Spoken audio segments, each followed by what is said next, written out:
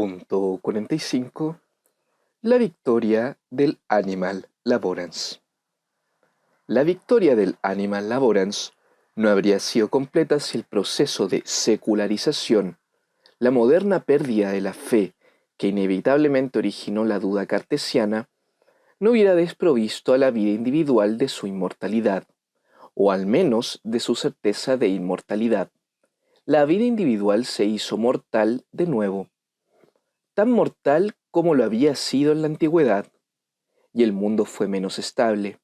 menos permanente y, por consiguiente, menos digno de confianza que lo había sido durante la era cristiana. El hombre moderno, cuando perdió la certeza de un mundo futuro, se lanzó dentro de sí mismo y no del mundo, no solo inmortal, sino que ni siquiera estuvo seguro de que fuera real. Y en la medida en que hubo de asumir que era real debido al optimismo no crítico de una ciencia en constante progreso, se trasladó de la Tierra a un punto mucho más distante de que cualquier otra mundanidad cristiana le había llevado. Sea cual fuera el significado de la palabra secular en el uso común, históricamente no es posible equipararla a mundanidad. El hombre moderno no ganó este mundo cuando perdió el otro, ni tampoco estrictamente hablando ganó la vida. Se vio obligado a retroceder y a adentrarse en la cerrada interioridad de la introspección, donde lo máximo que pudo experimentar fueron los vacíos procesos de cálculo de la mente, su juego consigo misma. El único contenido que quedó fueron los apetitos y deseos, los apremios sin sentido de su cuerpo, que, erróneamente, tomó por pasión y consideró que eran irrazonables debido a que no podía razonar, es decir, calcular con ellos. La única cosa que podía ser potencialmente inmortal, tan inmortal como el cuerpo político en la antigüedad y la vida individual durante la Edad Media, era la vida misma,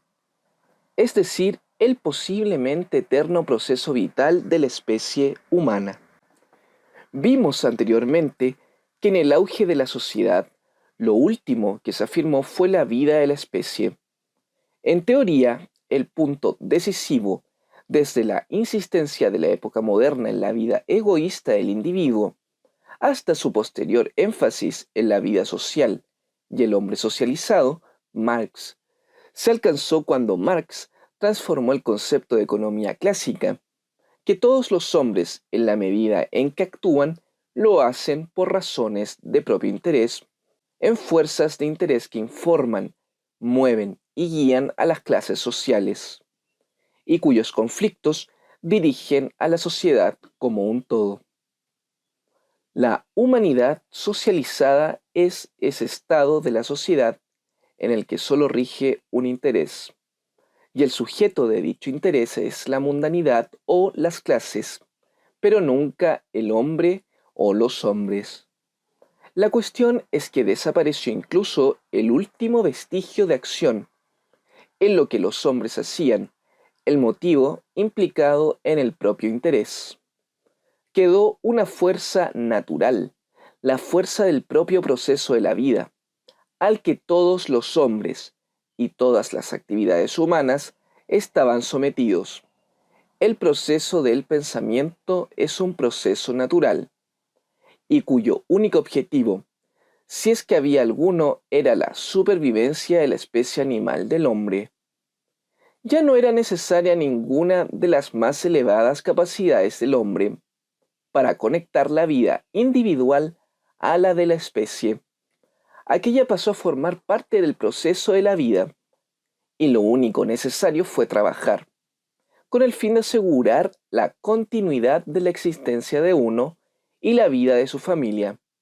Lo no necesario, lo no requerido por el metabolismo de la vida con la naturaleza, o bien era superfluo o solo podía justificarse como peculiaridad del humano para diferenciarlo de cualquier otra vida animal. De ahí que se consideró que Milton había escrito El paraíso perdido por las mismas razones y similares urgencias que apremian al gusano de la seda a producir seda. Si comparamos el mundo moderno con el pasado, la pérdida de la experiencia humana comprometida en este desarrollo es sorprendente. No es solo, ni de manera primordial, la contemplación lo que ha pasado a ser una experiencia desprovista por completo de significado. El propio pensamiento, cuando se convirtió en cálculo de las consecuencias, pasó a ser una función del cerebro, con el resultado de que los instrumentos electrónicos sirven mucho mejor para cumplir estas funciones. No tardó en entenderse la acción y así continúa casi exclusivamente cómo hacer y fabricar, con la diferencia de que hacer, debido a su mundanidad e inherente indiferencia por la vida, se consideró como otra forma de elaborar, una función más complicada, pero no más misteriosa del proceso de la vida. Mientras tanto, hemos demostrado bastante habilidad en hallar medios que mitiguen la fatiga y molestia del vivir, a tal extremo que ya no cabe considerar como utópica la eliminación del trabajo de la esfera de las actividades humanas, porque incluso ahora la palabra labor es demasiado elevada, demasiado ambiciosa para lo que hacemos o creemos que hacemos en el mundo que nos ha tocado vivir. La última etapa de la sociedad laboral exige de sus miembros una función puramente automática, como si la vida individual se hubiera sumergido en el total proceso vital de la especie y la única decisión activa que se exigiera del individuo fuera soltar, por decirlo así, abandonar su individualidad. El aún individualmente sentido dolor y molestia de vivir y conformarse con un deslumbrante y tranquilizado tipo funcional de conducta.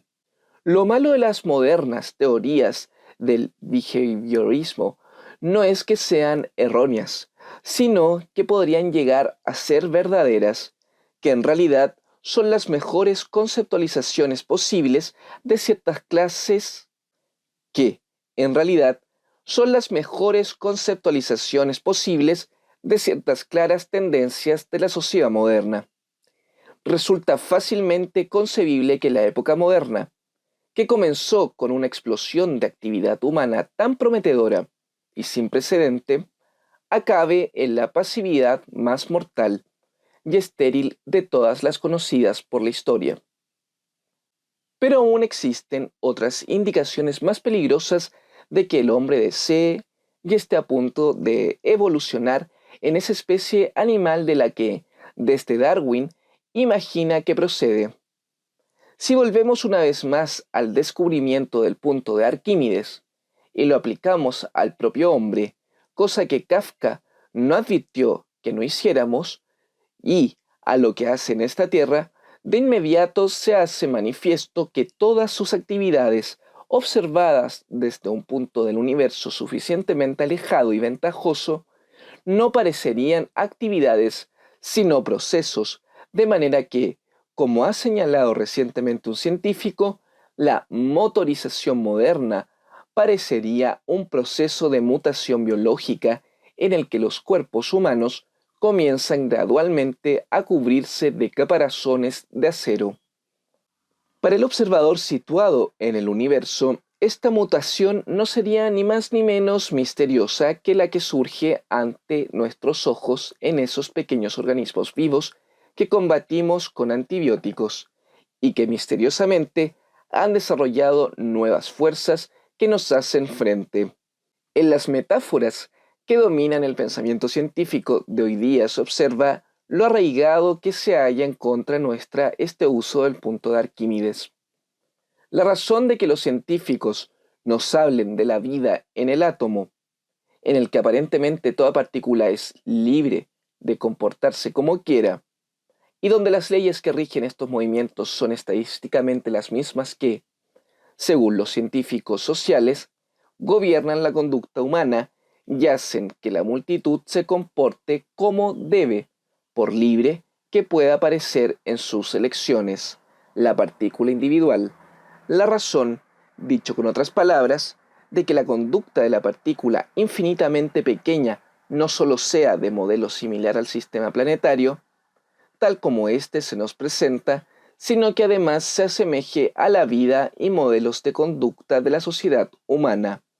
Se debe a que vivimos en esta sociedad como si estuviéramos tan lejanos de nuestra propia existencia humana como lo estamos de lo infinitamente pequeño y de lo inmensamente grande que, aunque pudieran captarse con los aparatos más sensibles, están demasiado lejos de nosotros para experimentarlos.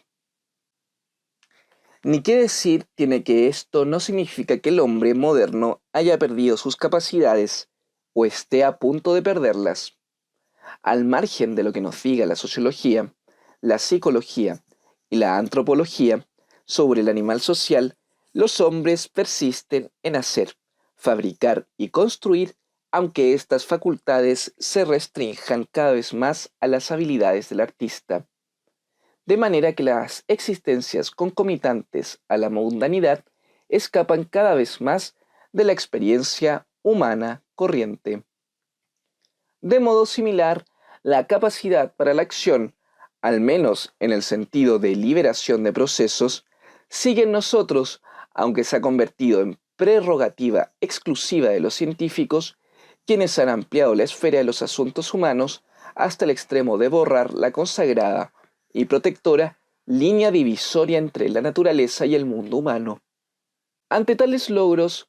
realizados durante siglos en la invisible quietud de los laboratorios, parece natural que sus actos hayan terminado por tener resonancia pública, mayor significación política que las actividades administrativas y diplomáticas de la mayoría de los llamados estadistas. No deja de ser irónico que quienes la opinión pública ha considerado desde siempre como los miembros menos prácticos y políticos de la sociedad, hayan resultado ser los únicos que aún saben cómo actuar y cómo hacerlo de común acuerdo. Las organizaciones que fundaron en el siglo XVII para la conquista de la naturaleza y donde desarrollaron sus propios modelos morales y su propio código de honor, no solo han sobrevivido a todas las vicisitudes de la época moderna, sino que se han convertido en los más poderosos focos generadores de poder de toda la historia. Pero la acción de los científicos, puesto que actúa en la naturaleza desde el punto de vista del universo y no en la trama de las relaciones humanas, carece del carácter revelador de la acción, así como de la habilidad para crear relatos y hacerse histórica, factores que juntos son la fuente de donde surge la plenitud de significado que ilumina a la existencia humana. En este aspecto existencialmente de suma importancia, la acción se ha convertido además en una experiencia para unos pocos privilegiados. Y estos pocos que aún saben lo que significa actuar, tal vez sean menos que los artistas, e incluso su experiencia más rara que la genuina experiencia por el mundo. Por último, el pensamiento, que, siguiendo la tradición premoderna y moderna, hemos omitido de nuestra reconsideración de la vida activa, todavía es posible y sin duda real, siempre que los hombres vivan bajo condiciones de libertad política. Por desgracia y contrariamente a lo que se suele creer de la proverbial e independiente torre de marfil de los pensadores,